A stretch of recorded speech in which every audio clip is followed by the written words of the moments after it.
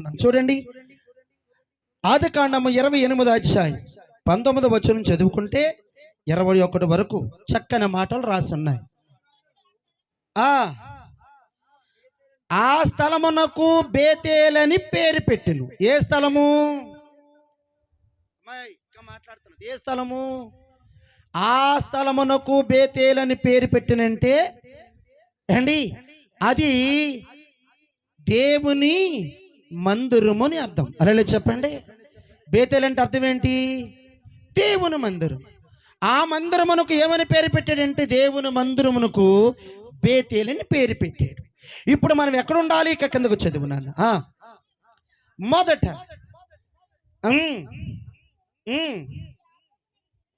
ఆగు ఆగు ఆగు ఇక నేను చెప్తున్నాను. ఒకప్పుడు మన ఊరు పేరు ఏం పెట్టారంటే మాయపట్టణం, అలాగే పాత సోడుపిల్లిపేట అని పెట్టారు. ఇప్పుడు ఈ ఊరి పేరు ఏం పెట్టారు? కొత్త సోడుపిల్లిపేట అని పెట్టారు. మళ్ళీ చెప్పండి, ఎప్పుడు మారింది కొత్త సోడుపిల్లిపేట? మన వాడవాళ్ళందరూ పక్కకు వచ్చేటప్పుడు ఇది కొత్త సోడుపిల్లిపేటగా పెట్టుకున్నాం. మనము దేవుని మందిరానికి వెళ్ళినప్పుడు మనకు కూడా ఒక కొత్త జీవితం వచ్చింది. కొట్టపల్లి గట్టిగా. బేతేలు అనగా దేవుని మందిరం. దేవుని మందిరంలో ఏ కుటుంబం అయితే ఉంటుందో, ఏ కుటుంబం అయితే నిలబడతాదో, ఆ మందిరానికి వచ్చి ఎవరైతే జీవిస్తారో నేనంటాను వారికి నెమ్మది కలుగునుగాక. వారు బ్రతుకులు ఎన్నడూ చూడలేని కార్యాలు కల్లార చూచునుగాక. ఒకప్పుడు ఆ ఊరి పేరు వేరు, ఒకప్పుడు ఈ రమణ పేరు వేరు. ఇప్పుడు యేసుప్రభును కలుగున్న తర్వాత యోహాను అనే పేరు. బిడలారా, ఊరి పేరు మారింది, జీవితం మారింది. నేనంటాను ఆయన లోకములు అన్నిటి మారి ఇప్పుడు ఎక్కడున్నారంట? దేవుడని ఒక గృహములో ఉన్నారు. హల్లెలూయా చెప్పండి. ఇక చదవాలి 21 చదవాలి. అప్పుడు యాకోబు శ్యామమ్మగా వచ్చినట్లు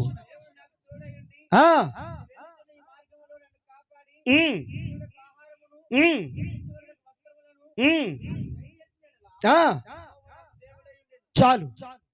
యెహోవా నాకు దేవుడైండును, ఆయనే నాకు తోడై ఉండనని యాకోబు తీర్మానం చేసుకెళ్ళాడు. ఏ ఇంటికి రావాలని మరలా వెళ్ళాడు ఆయన? తండ్రి ఇంటికి. తండ్రి ఇంటంటే మనందరికి చెప్తున్న ఇందాక తండ్రి ఇల్లు. ఆయన తండ్రి ఇల్లు వేరు. ఆత్మ సంబంధమైన ఇంటికి మరలా తిరిగి వస్తే తిండికి కొరువు లేకుండా, బట్టకు కొరువు లేకుండా, తాగే నీరుకు కొరువు లేకుండా దేవుడు నాకు సాయం చేస్తే మరలా అంతేంటు ఇంటికి క్షేమంగా వస్తే అని తీర్మానం చేసుకువచ్చాడు. నేనంటాను అలాగొచ్చాడు గనక యాకోబు జీవితంలో ఆ ఇంటికి వెళ్ళిన తర్వాత ఏ ఇంటికి?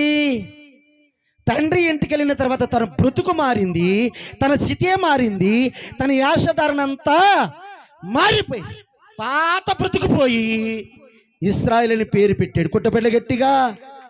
ఏ పేరు పట్టదంట ఆయనకి? ఏ పేరు? ఒకప్పుడు మన పేరేం పేరు? మీరు మాట్లాడలేదు, ఎవరు రావట్లేదా? ఒకప్పుడు మన పేరేం పేరు? నా పేరు శత్తిబావు. మీకేమైనా మాట్లాడరావు అనుకుంటున్నాను. ఇప్పుడు నా పేరు నెహేమియా అని పెట్టారు. అంటే ఒకప్పుడు నా జీవితం వేరు, ఒకప్పుడు నా ఆలోచన వేరు, ఒకప్పుడు నా చీకటి బ్రతుకు వేరు. ఇప్పుడు ఆయన లోనికి వచ్చిన తర్వాత, తండ్రి ఇంటికి వచ్చిన తర్వాత నా పేరు మారింది, నా బ్రతుకు మారింది, నా స్థితే మారిపోయి ఇప్పుడు గొప్ప ఘనతనిచ్చాడు. కొట్టపల్లి గట్టిగా. హల్లెలూయా. ఆ ఇంటిలో గొడవలు ఉండవు. ఆ ఇంటికి వెళ్తే నెమ్మది, సమాధానం, ప్రేమ, నేనంటాను ఐక్యత, నేనంటాను ఆశీర్వాదాలు కూడా ఆ ఇంటిలో ఉంటాయి. కొట్టపల్లి గట్టిగా. ఏ ఇంటిలోకి వెళ్ళాలి ఇప్పుడు మనము? తండ్రి ఇంటికి. ఎవరు కట్టించారా ఇల్లు? దేవుడు. తండ్రి ఇల్లు ఏది? మందిరం. మరొక మందిరం చూస్తే ఇదే ఆయనకు మందిరం. కొట్టపల్లి గట్టిగా. హృదయమే ఆయనకు మందిరం. ఆ మందిరములకు వస్తే బ్రతుకు యాకోబుది మారడమే కాదు, ఈ రాత్రి యోహాను స్థితి కూడా మారిపోనుగాక.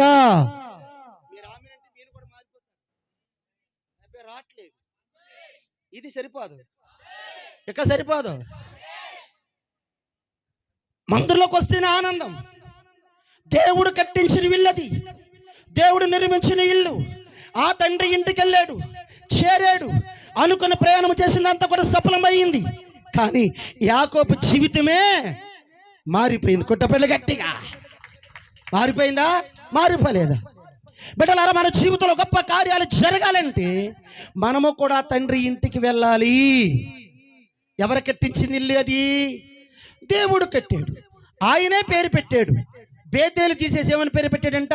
ఆ బేతేలని పేరుకు అర్థం పెట్టాడు యేసు ప్రభు ఆ దేవుని మందిరం అని పెట్టాడు. యాకోబు తీసి పేరు ఏం పెట్టాడంటే ఇశ్రాయేలు అని పెట్టాడు. ఎప్పుడు? ఆయన లోపలికి వచ్చినప్పుడు, ఆయన దగ్గర పశ్చాత్తాపడినప్పుడు, ఆయన దగ్గర కన్నీరు కార్చినప్పుడు, ఆయన దగ్గర పాపములు ఒప్పుకొని పశ్చాత్తాపడి అండి బతిమాలుకున్నప్పుడు తన స్థితిని మార్చేశాడు దేవుడు. ఈరోజు ఏ మనుషులు కాళ్ళుట్టుకు బతిమాలండి? నీ బ్రతుకు మారుతుందో లేదో నాకు తెలియదు. నీకు డబ్బుండి నీ బ్రతుకు మారిపోద్ది అనుకుంటే నేను అంటాను, అసలు నీ బ్రతుకు మారదు, నీ జీవితమే మారదు.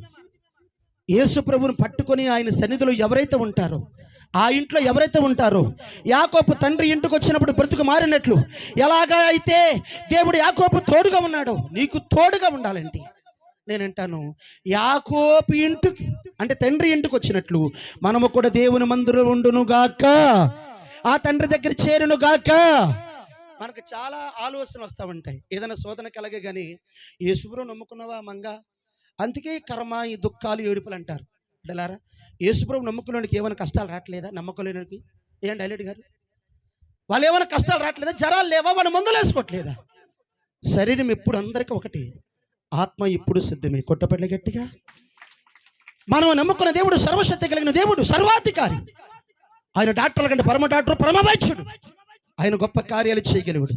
బిడ్డలారా, ఆ ఇంటిలో ఏముంటుంది అంటే యెహోవా కట్టించిన ఇంటిలో, ఆ ఇల్లు ఏమంటే దేవుడి మందిరం అని చెప్పాను.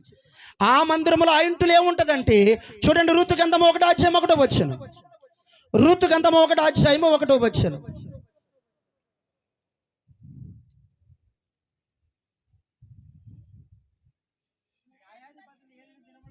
అవును, ఏం కలిగిందంట? అమ్మా తలలో పేకెత్తాలా మాట మీ మీద పడిపోద్ది. నా బాధ అది. నా చెప్పిన 20 సార్లు వింటే టక్కు వెళ్ళిపోద్ది వాక్యం వింటాం. చూడండి ఏమంటున్నారంట, న్యాయాధిపతులు వేలిన కాలంలో దేశంలో ఏమొచ్చిందంట? కరువు వచ్చింది. చెప్పు చాలు. న్యాయాధిపతి కాలంలో కరువు వచ్చింది. ఇప్పుడు మన కాలంలో ఏమొచ్చింది? ఇప్పుడు టైక్ వచ్చింది. అది ఎవరు రానట్టు మాట్లాడుతున్నాను మీరు. న్యాయాధిపతి కాలంలో, రాజకీయ నాయకుడి కాలంలో, దేశాన్ని పరిపాలించిన కాలంలో కరువు వచ్చింది. మన కాలంలో ఏమొచ్చింది? వాళ్ళ టైక్ వచ్చింది. ఆ కాలంలో సాహ్యం లేదు, ఏడుస్తున్నారు. ఈ కాలంలో కూడా ఏడుస్తున్నాం. కొందరు ఉన్నవాడు తిన్నాడు కానీ లేనుడు ఎప్పుడు ఏడుస్తూనే ఉన్నాడు. బిడ్డలారా, నేను అంటాను, ఆ ఇంటిలో ఉన్న వారికి ఆ ఇంటి పేరు ఏంటంటే బత్లెహేం అని పెట్టారు. కొట్టపల్లి గట్టిగా. బత్లెహేం అనగా రొట్టెల గృహం. ఏ గృహం అంట? యేసుప్రభు ఇంట్లో ఏముంటాయి? రొట్టెలు, ఆశీర్వాదాలు, దీవెనలు. ఇందాక చెప్పాడప్ప, ఏమన్నాడు తెలుసా? యాకోబు బయట ఉంటే దేవుడు ఆశీర్వదించబడిన వాడలా అంటే దేవుని వలన ఆశీర్వదించబడిన వాడా లోపలికి ప్రవేశించమన్నాడు. దేవుని ఇంట్లో ఉండి దేవుని రొట్టెలు తింటూ, దేవుని ఆశీర్వాదాలు పొందుకుంటూ, దేవుడిచ్చిన నీరు తాగుతూ, దేవుడిచ్చిన ఆయుష్కాలం పొందుతూ ఆ రొట్టెల గృహం నుంచి కొందరు బయటికి వెళ్ళారు. ఆమె పేరే నోయేమి అని రాశాడు. అలా చెప్పండి, ఆ స్థలం పేరు ఏం పేరు? దాని గురించి మనం కిందకి వెళ్తే మనకి తేడా అయిపోద్ది. ఆ స్థలం పేరు ఏం పేరంటే, ఆ ఇంట్లో ఏముందంట? రొట్టెల గృహం అంటే ఆశీర్వాద పట్టణము. కొట్టపల్లి గట్టిగా. ఆ ఇంట్లో ఆశీర్వాదం ఉంది, ఆ ఇంట్లో దీవెన ఉంది. ఆ ఇంట్లో రొట్టెల గృహం అంటే ఎప్పుడు కొదువు లేని పట్టణం, అది కరువు లేని ఇల్లు.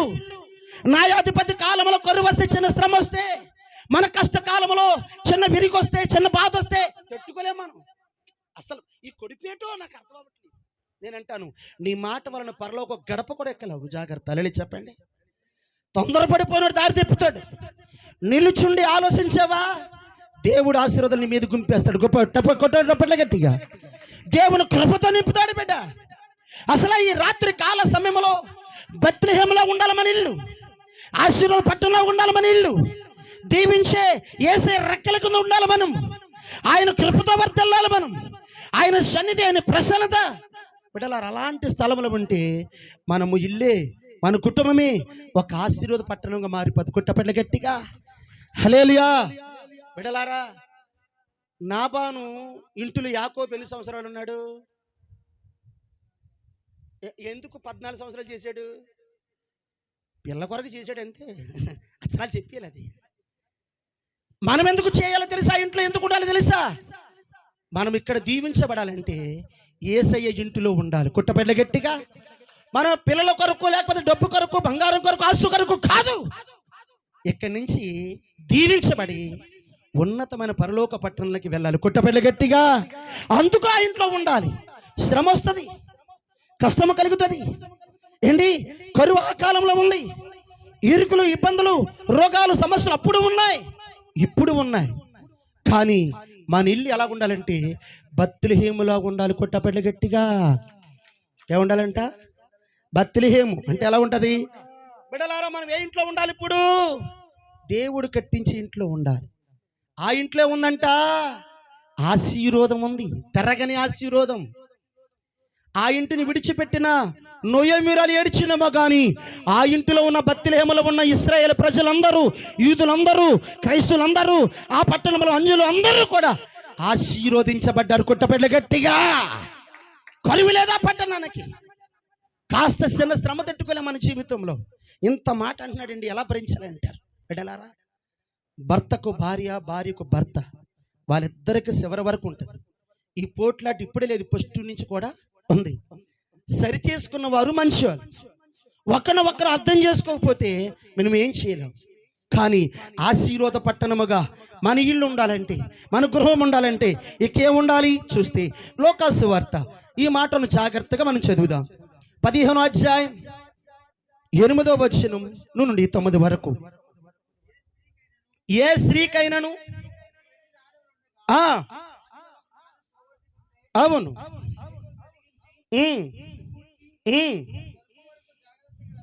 చాలు అందాగా ఒక్క మాట ఇవ్వరిద్దాం. ఫస్ట్ మాట చదవండి.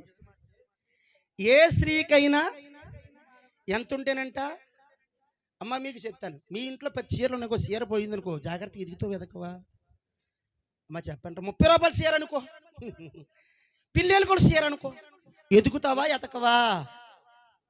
బాబు 30 రూపాయలు చీర కొన్నానండి బుధవారం సంతలో అంటావు కదా. 30 రూపాయల చీరకి అంత ఎదుగుతున్నావు. 10 ఎన్ని నాణ్యాలకి వెతుకుతే పడిపోయింది ఒక నాణ్యం. ఏం వెతుకుతుందంట? ఏం వెలిగించింది? మొదటగా దీపం వెలిగించింది. దీపానికి దేనికి స్వాదర్శనం? చీకటి అక్కడ ఉండదని అర్థం. కుట్టపెట్ల గట్టిగా. ఆ ఇంట్లో ఆశీర్వాదంతో పాటు ఉండాలంటే దేవుని తేజస్సు ఆ ఇంట్లో ఉండును గాక.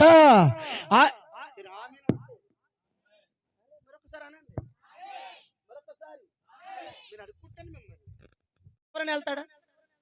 ఇప్పుడు ఆ ఇంటికి ఏం కావాలి? జాగ్రత్తగా ఆ ఇంటి నాన్న దొరకాలంటే అక్క వెనకాల నాక ఏం ఎతకాలి? ఇప్పుడు దీపం వెలిగించి ఎతకాలి.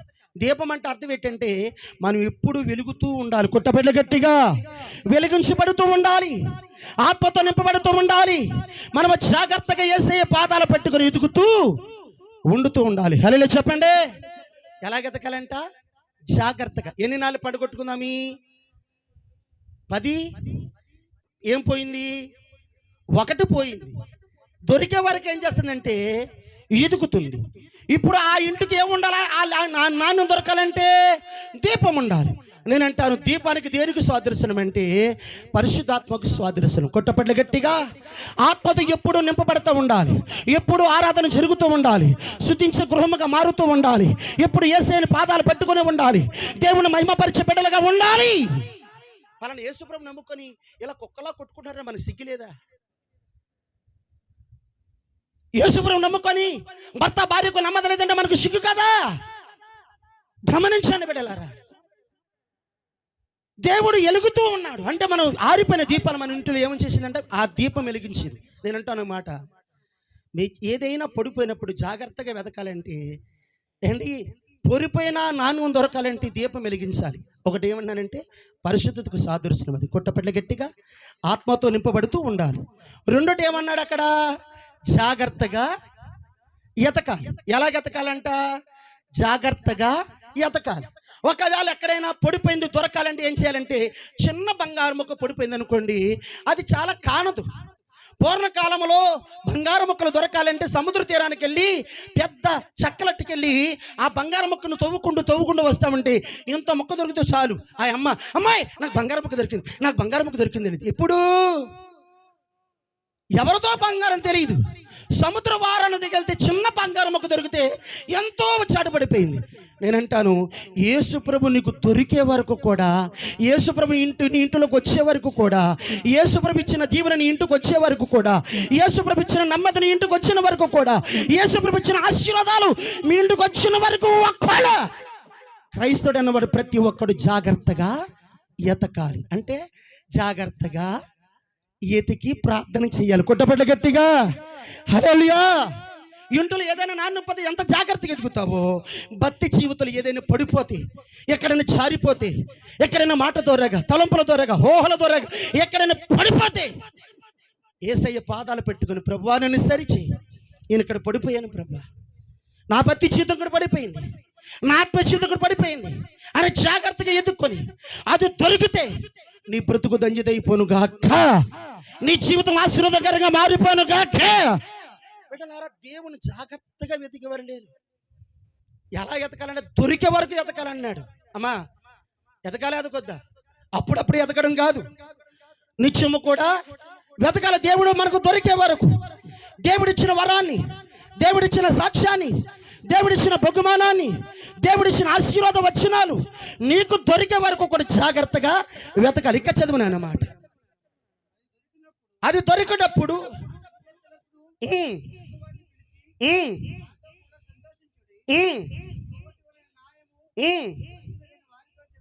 దేవునికి మహిమ కలుగునుగాక. పోగొట్టుకుని బంగారం దొరుకుతున్న అంత ఆనందంగా ఉంటే, పాడైపోయిన నీవు ఎక్కడ పడిపోయావు, నీ జీవితం మరలా సరి చేసుకుంటే నువ్వు ఎంత బాగుపడతావు చెప్పనా? ఒక్కసారి ఎక్కడైనా తప్పు చేసేటప్పుడు అయ్యో రక్షణ పొందుకుని ఇక్కడ పడిపోయినాయి అని మరలా పశ్చాత్తాపడి సరి చేసుకున్న తర్వాత నీ బ్రతుకులు ఎంత ఆనందం తెలుసా? నేనంటాను, ఆ బత్లెహేము ఇంటిలో ఎంత ఆనందంగా ఉన్నారో, యేసు ప్రభు ఇంట్లో ఎంత ఆనందంగా ఉన్నారో ఆ సంతోషం. నేనంటాను, యాకోబు మరలా తండ్రి ఇంటికి తిరిగి వెళ్ళినప్పుడు ఎంత సంతోషపడ్డాడో, ఎంత దీవించబడ్డాడో, ఎంత ఆనందంతో ఉన్నాడో. అలాగా నువ్వు ఉండాలంటే నేనంటాను, అది దొరికే వరకు నువ్వు ఉంటే నీ బ్రతికే మారిపోద్ది. నేనంటాను, నీ నోటి నువ్వు ఉంటుంది బిడ్డలారా, నీ కన్నీళ్ళు లక్ష్యంగా మార్చేస్తాడు, నీ జీవితాన్ని మధురంగా మార్చేస్తాడు, ఉన్నతమైన కృపతో నింపుతాడు, ఉన్నతమైన దీవెనలు నీ ఇంటికి వచ్చును గాక అని ప్రకటిస్తున్నాను. బిడ్డలారా, జాగ్రత్తగా ఎదగాలి. అది దొరికింది తర్వాత ఆమె సంతోషపడ్డది, పక్కింటి వారిని కూడా సంతోషపడ్డది. మా సంఘంలో ఉప్పాడు సంఘంలో అతని పేరు పెంటయ్య, బడి బులాక్ కుమారుడు. ఉదయాన్నే ఇద్దరు భార్య భర్తలు కూలిపాటుకి వెళ్ళి కష్టపడుకున్న డబ్బులు 36,000 తెచ్చి సౌలులు తాకట్టుకున్నారంటే తెచ్చేద్దామని ఆ తాకట్టు పెట్టుకున్న డబ్బులు ఆ సౌలులు తెచ్చేసుకుందాం, ఉండకూడదు, అది మన ఇంట్లో పెట్టేసుకుందని చెప్పుకొని ఇద్దరు భార్య భర్తలు వెళ్ళారు. అలా ఆయన ఏం చేశాడంటే డబ్బులు ఇచ్చేసి సౌలులు తెచ్చాడు. వస్తూ ఎవరితో మాట్లాడుతున్నాడంట. ఆడికి ఏదో 100 రూపాయలు కావాలనుకుంటే ఈ ప్యాంట్లోంచి ఇది 100 రూపాయలకి అంత పడ్డదో తెలీదు, 100 రూపాయలకి అంత వచ్చింది. మరి ఆ కవర్ అక్కడ పడిపోయిందో తెలియదు. ఇప్పుడు అది సౌలులు పోయి ఇద్దరు భార్య భర్తలు నిన్న దినాన్ని ఏడుస్తున్నారు. 36 ఏళ్ళు అయిందండి పాస్టర్ గారు అని. నేనన్నాను, దేవుడు మరలా కొత్తది ఇస్తాడని చెప్పాను. కొట్టపెట్ల గట్టిగా. బిడ్డలారా, చేయించుకునేది ఎంతనే పోతే ఎంత బాధ, ఒక వస్తువు పోతే ఎంత బాధ ఉంటే, నేనంటాను, నీ భక్తి జీవితంలో ఒక్కటి లోటు వచ్చినా, ఒక్కటి కూడా నీ దేవునికి విరోధంగా ఉంటే ఆ ఇంటికి చేరలేవు. జాగ్రత్త. లేలి చెప్పండి. ఈ ఇంటిలో పర్వాలేదు, కాలక్షణ గడిచిపోతా ఉంటుంది. ఇంటిలో పర్వాలేదు, పొద్దే తాగిన అన్నవాడే లేడు, తిరిగిన అన్నవాడే లేడు, సినిమాలు చూసిన అన్నవాడే లేడు, విమర్శనం చేస్తే అన్నవాడే లేడు, మోసాలు చేసిన అన్నవాడే లేడు. కానీ ఆ ఇంటికి వెళ్ళాలంటే నేనంటాను, జాగ్రత్తగా దేవుడు దొరికే వరకు ఎదకాలి. కుట్టపెట్ల గట్టిగా. దొరికిన తర్వాత బ్రతుకు దంజిదైపోద్ది. యేసయ్య దొరికితే నేనంటాను, ఎవరికైతే దొరికాడో వారి ఇంటికి, వారి బిడ్డలకు, వారి గ్రామానికి, వారి దేశానికి నేనంటాను ఆశీర్వాదాలతో దేవుడు నింపునుగాక. మరొక మాట చెప్పి నేను ముగిస్తున్నాను. సామెతల గ్రంథం, దైవజనులు ఉన్నారు, ప్రార్థన చేసి నేను ముగిస్తాను. 8:30 ముగిస్తానన్నాను, ఇక 7 నిమిషాలు ఉంది. సామెతల గ్రంథం చూడండి. సామెతల గ్రంథం 24వ అధ్యాయం 3వ వచనం, సామెతల గ్రంథం 24వ అధ్యాయం. సామెతలు ఎవరంట? జ్ఞానము వలన ఇల్లు. ఇందాక రమణని ఏమన్నాడు? మా అన్న ఏమన్నాడు? అన్నయ్య ఏమన్నావు?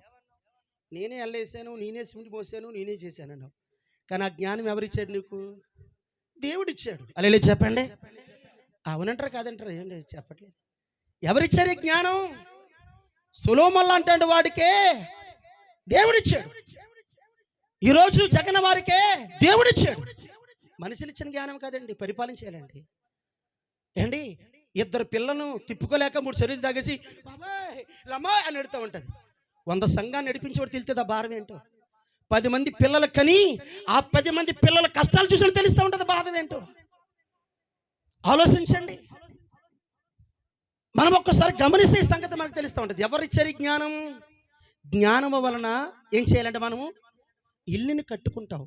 అమ్మా, యేసుప్రభు ఇల్లును నేను అంటే బైబిల్ గ్రంథాలు అంటాడు, ఏ ఇల్లు అయినను ఏ మనుషుడు కట్టలేడు. ఒక మనుషుడు కట్టబడుతుంది. ఆ మనుషుడు దేవుడై ఉండాలంటే. కొట్టపెట్ల గట్టిగా. రాజుగా నాయకుడితో కట్టబడతాని చెప్పటలే, నెహెం భాస్కర్తో కట్టబడతాని చెప్పటలే, ఇక్కడ దావీదుతో కట్టబడని చెప్పటలే.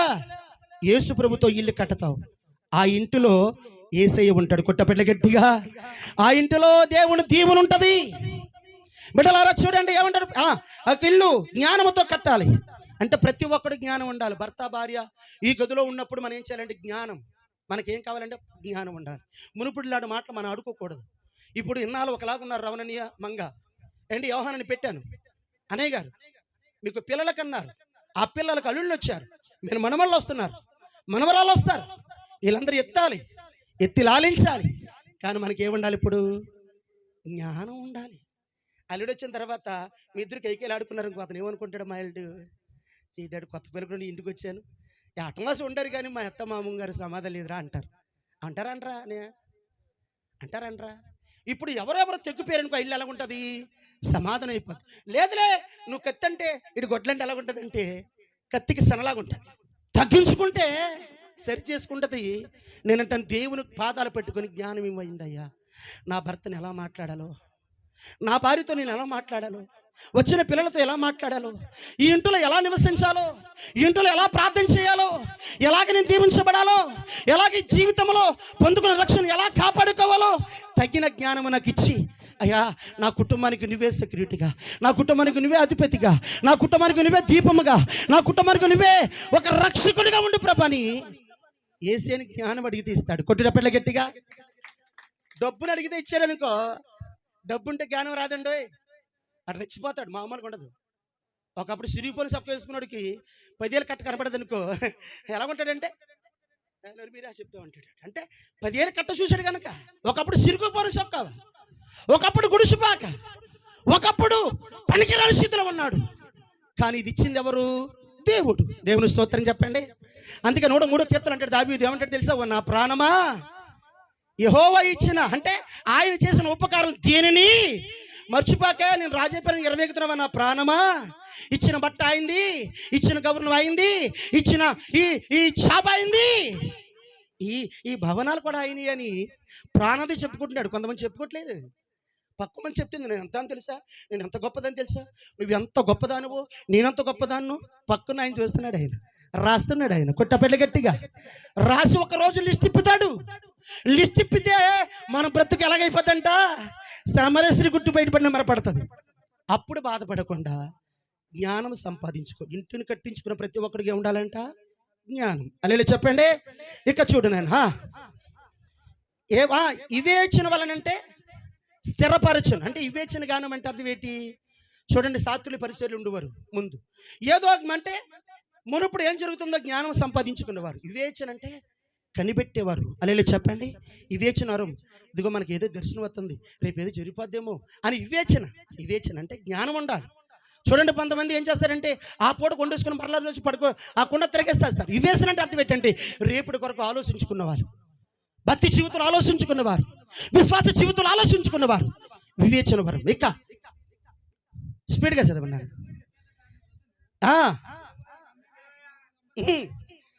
అయిపోయింది. ఓకే, అయిపోయింది.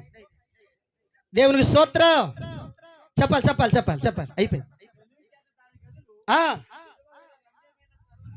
దేవునికి మహిమ కలుగును గాక. హల్లెలూయా. దేనివల్ల ఇల్లు గదిలు కట్టాలంటే విలువ వలన.